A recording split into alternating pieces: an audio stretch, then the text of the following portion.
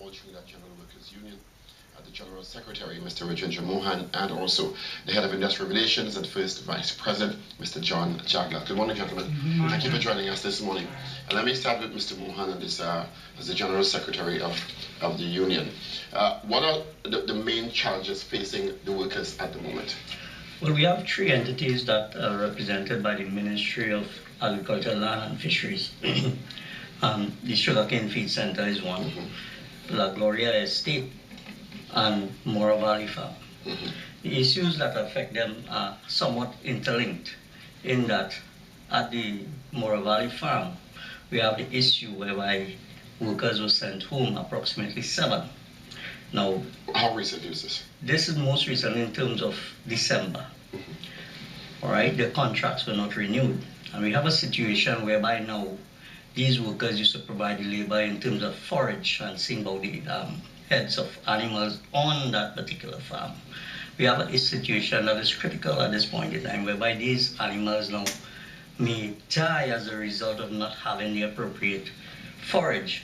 Secondly, the funds have been stifled in terms of the provision of feed for these livestock.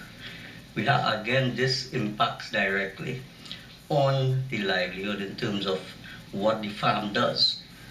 All right.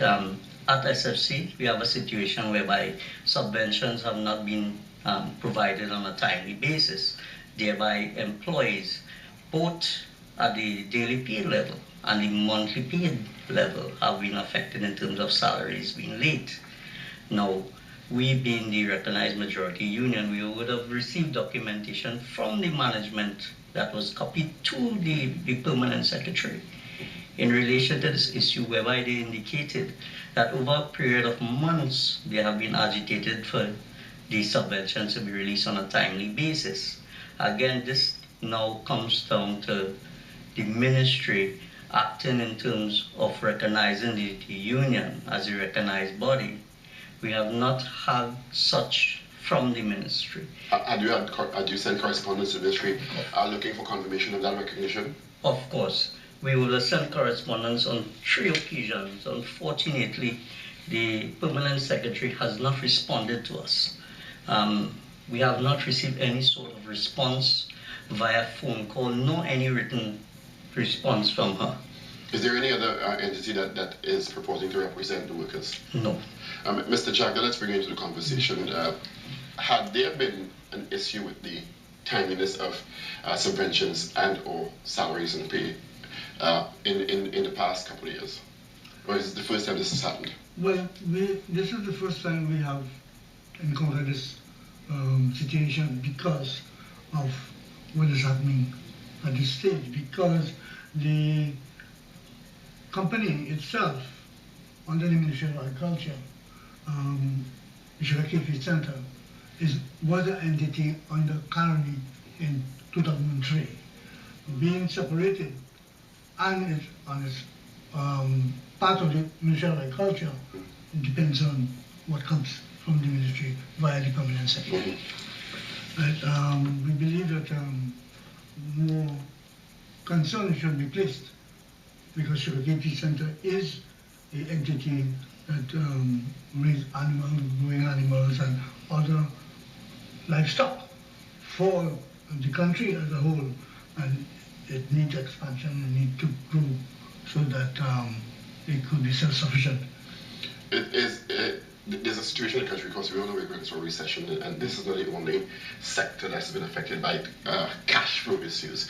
The premises indicated the country is economically relatively sound, but there are cash flow issues in several sectors, in several ministries. Could this be part of the reason for the timeliness of the subventions and salaries, or do you think there's something else afoot here? As a matter of fact, we understand the scenario as it relates to the economy. However, consultation is one of the key aspects. Whilst we are aware of the situation, it's incumbent upon the powers that be to consult with the recognized majority union, who has recognition status and represent the employees. Whenever their terms and conditions are to be affected, we should be consulted. And it makes provision in terms of the Industrial Relations Act under Section 40 to meet and treat with us when it concerns terms and conditions. Yes, We are aware that this scenario that has not existed previously. We understand there it may be issues in terms of releasing or sublection, but all we ask is for consultation. So we could make our members aware of the scenario. How many workers are being affected by this? In terms of the sugarcane feed center, we have approximately 80.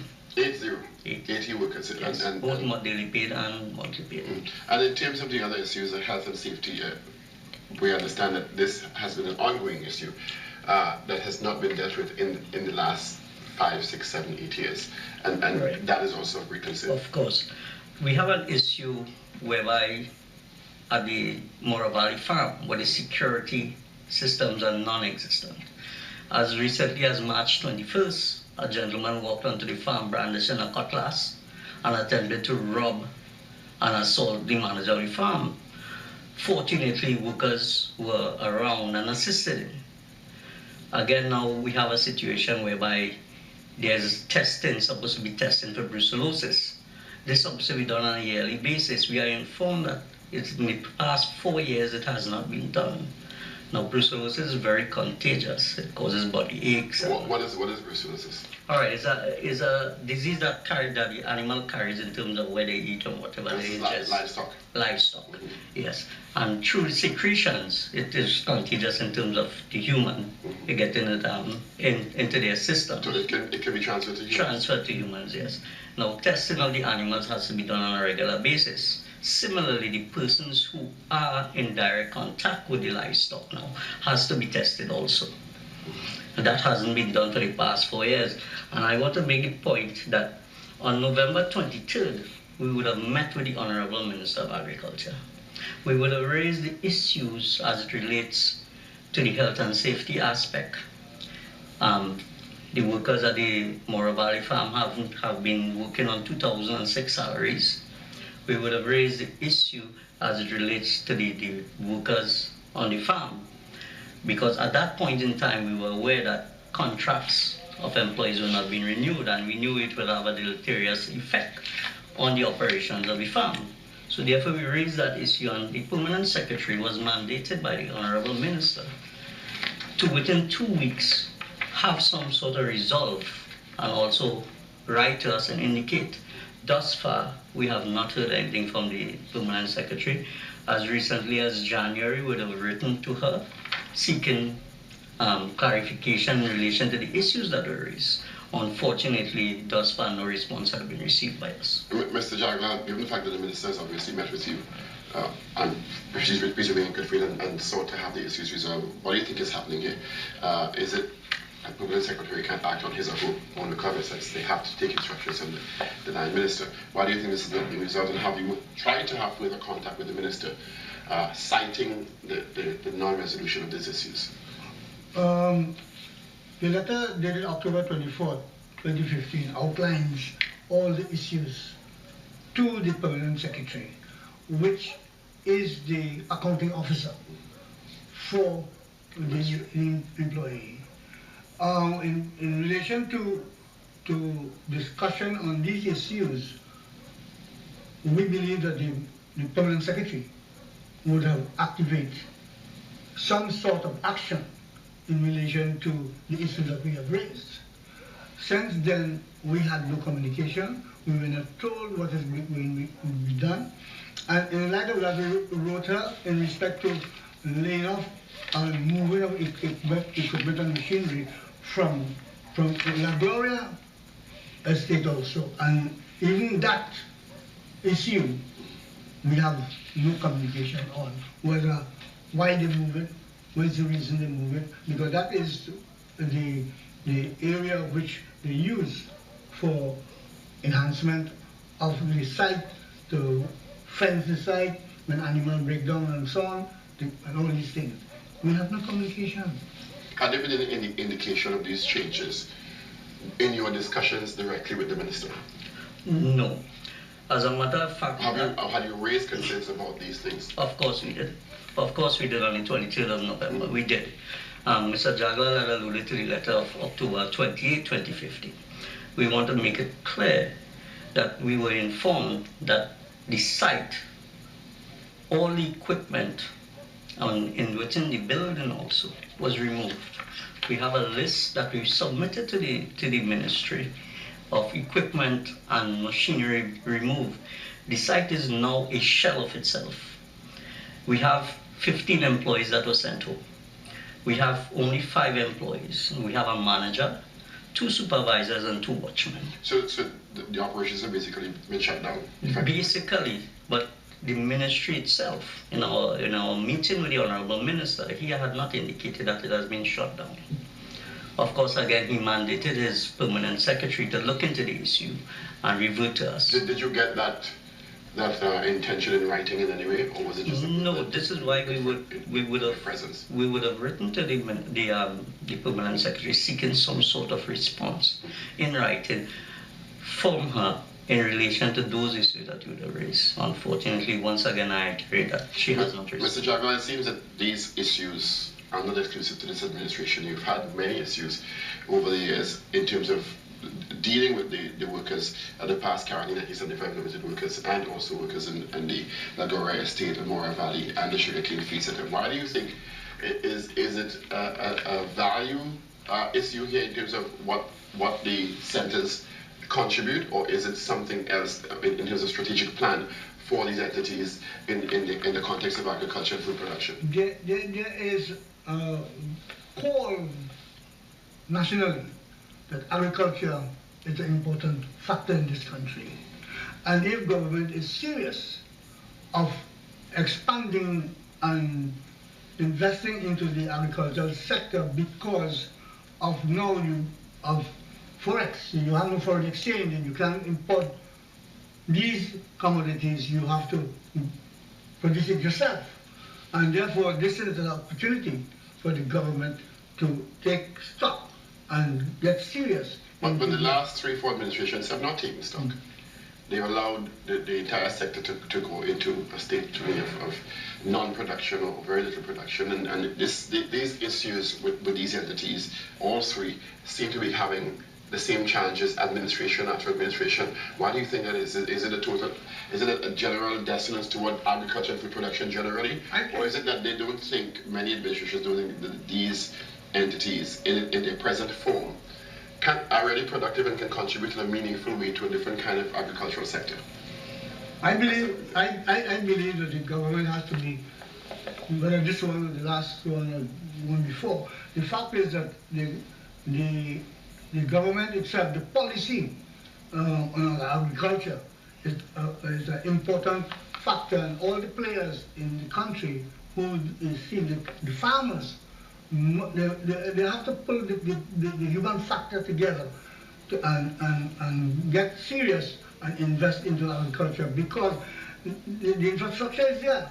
It's just to diversify it, and if you have to mechanize, you mechanize, and if you have to use manual, you use manual. But there is a great opportunity now that all these sectors that we are representing and other sectors in the country, the time is now that the government forget what happened in the past. Now is the time they put their foot down and get agriculture on the roadmap. Mr. Mohan, do you get a sense that there's an understanding of the importance of the critical nature of these entities, particularly the Sugarcane Feed Center, in a transformed agricultural sector? What's the potential here? The potential is great. Potential is great. We have a food import bill that is very high. You have entities here, as Mr. Jaglal indicated, the infrastructure is already there. You have an opportunity now to meet with stakeholders. The union being a stakeholder, a forward-thinking stakeholder, we would meet and ideas would be exchanged. Therefore, now you have a feasibility in terms of expanding your operations. We believe in buying local, we believe in feeding the nation. We believe in agriculture. We believe in diversification. So the opportunities are there. We need, as Mr. Jaglal said, we need a policy, a direction. And that doesn't, yes, go ahead. Yeah, just to elaborate a little more. The colony workers got 2 acres. And when I was given 2003, there was no proper thinking and vision that this 2-acre plot for agriculture. Agriculture is water. You need proper irrigation. Infrastructure. the infrastructure of irrigation is access roads, and all these things. And the lands are there. And they complain that the people don't want to plant. The fact is, how could you plant when you don't have the infrastructure, the water irrigation, and the irrigation to channel water into the various sector of the 2 acre plots where they were given to. Some people have not yet been given the 2 acre plots. Mr. Mohan, how many? I think there are 5,000 still outstanding. Still outstanding. How many have gotten actually their plots? Well, we believe in around 3,500. 3,500, and there have been concerns also about transfers of plots, the lack of productivity on plots in many cases, in spite of the fact that in some cases infrastructure had been put in place. What is the challenge with those who have received leases, getting those plots productive at the moment? And do you get a sense that even the workers are able to come together with an understanding of some sort of strategic plan moving forward, as opposed to me planting this in my plot and that sort of a lack of cohesive plan and structure moving forward? A cooperative system is what would have been needed in that situation. However, we have to understand that since 2003, it's approximately 13 years. Now we would have had these people, some of them have passed on awaiting these plots. Now you have a sense whereby the younger generation are not too enthused into getting into agriculture. This is where our mindset is formed. This is where our discussion in terms of moving forward. This is where diversification of the economy, diversification in terms of reliance on gas and oil needs to be discussed at a level in terms of encouraging younger ones into agriculture and having the infrastructure and having the resources there. I agree with that, but we tend to always blame the state.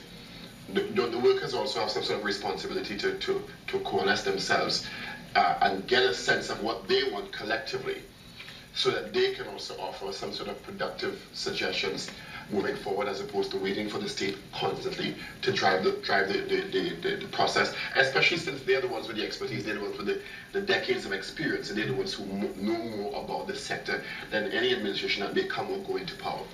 There were discussions when Carney was about to close down in 2003. Carney had equipment, tractors, machinery, whatever equipment you could have in agricultural sector. Carney had it.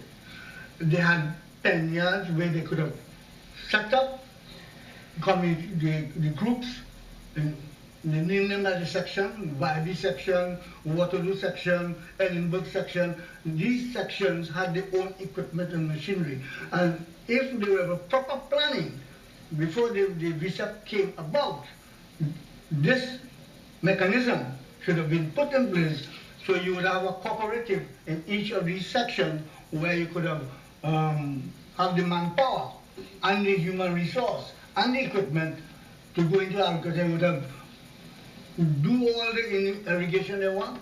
They build their dams, because you had, remember, there were no thinking when they were going to return the workers how to channel the human resources, and the equipment and machinery were there. Carney had millions of dollars in equipment and machinery. Where did it go?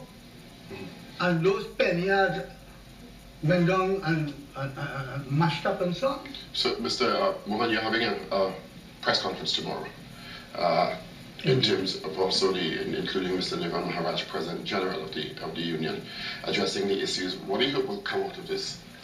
Well, is it to apprise the public population of what's happening at the moment, or is it to try to force some sort of action by the minister or ministry in terms of resolution to these issues, especially since you've already indicated that you're meeting with the minister?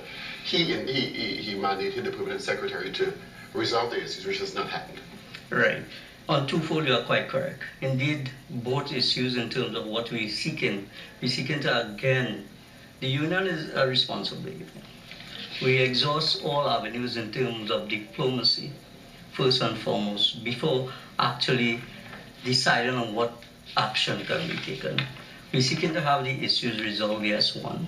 There are long outstanding issues. Workers may become frustrated, as indeed they would be. And we know frustrated workers may deem certain actions or want to take certain actions. So we want to use as much diplomacy as we can to try and resolve this issue amicably to ensure that the workers get some sort of recourse in terms of satisfaction in relation to those. In terms of an overall vision, there seems to be persons and groups operating in silos. We have Shiraz Khan advocating on one point, we have Dennis Sukus advocating, we have yourselves, and several other entities advocating, saying the same things about the sector for decades without getting a lot of attention placed in terms of concrete policies and programs moving the agricultural sector and agro-processing downstream further. Why is there these disparate groups as opposed to there are many groups with the same issues in the sector coming together and having a stronger advocacy front in terms of any administration coming and having consistency and focus where this critical sector is concerned? It seems every administration coming and going, the different advocates have the same issues. Yes. Because there is not a national policy to guide these groups into one channel and focus on what is to be done for agriculture. But isn't part of the challenge also the groups needing to come together as opposed to operating in silos? Well, you may want to have that in the initial stage, but the fact that every entity may have been growing different crops. And you may have people growing pine, you may have people raising animals, goat and sheep. But you still face the same general challenges in a sector that has not been productive for over 20 years. Because there is no strong policy and implementation and management of that policy to ensure that people perform and produce in the different sectors. In one administration, between 2010 and 2015, you had two ministers doing two totally different things in one administration. So how is the sector expected to move forward if you have that sort of inconsistency, if the various interest groups do not come together and demand a consistent policy, Mr. Mohan? I agree with you. We need to come together, and as a matter of fact, the President General will address that issue because we have intention of meeting the various groups collectively. As a matter of fact, yes, we had initial ground meetings in terms of cottage meetings, but officially we have not met at the level of formulating a collective voice in relation to the issues. And that you're quite right. That could be one of the issues that has impeded the sector itself in terms of moving forward and really providing some sort of relief in terms of the food production in the nation itself. And shouldn't it be that these groups in the United Front are the ones who are driving the overall long-term and medium-term policy? Politics and administrations seek what is in their interest. Shouldn't you be the one seeking what is in your interest with your experience, which has not necessarily been done? The groups in different sectors, livestock, agriculture, fisheries, all keep waiting for different administrations to further your cause. And it's obviously not happened for decades. So what makes you think it will change in the next 10 to 15 years? Well, we believe, seriously, we believe... Keep hope alive? We keep hope alive and we keep... Hasn't worked so far for you. It hasn't, but still. We believe in consultation. We believe in terms of moving the system forward. Whilst there may be impediments that were in the past in terms of as you indicated, ministers are having divergent views. We are a collective group in terms of our system, in terms of our vision, in terms of agriculture. And we are deeply concerned about these three entities. Because as I said, there is no strategic direction. We have not been apprised of any, being a key stakeholder of any directions. This is whereby it would be addressed at our press conference tomorrow. And where's it being held? At Forensic Complex, tomorrow at 10 a.m. We're looking forward to covering it and bringing back information and give us a sense of what happens moving forward. Mr. Mohan and Mr. Jaglal, thank you both for being here. Thank you very much. The listening audience. All right, we're going to take a short break. Before we come back, we're talking to Dr. Wintv regarding information from Prime Minister Dr. Keith Rowley at a press conference that, well, the Point Fortin Highway will be continued, but it seems the government is seeking to have the present arrangement terminated in the interest of having some issues resolved. We'll find out more after this short break. Stay with us. Thank you.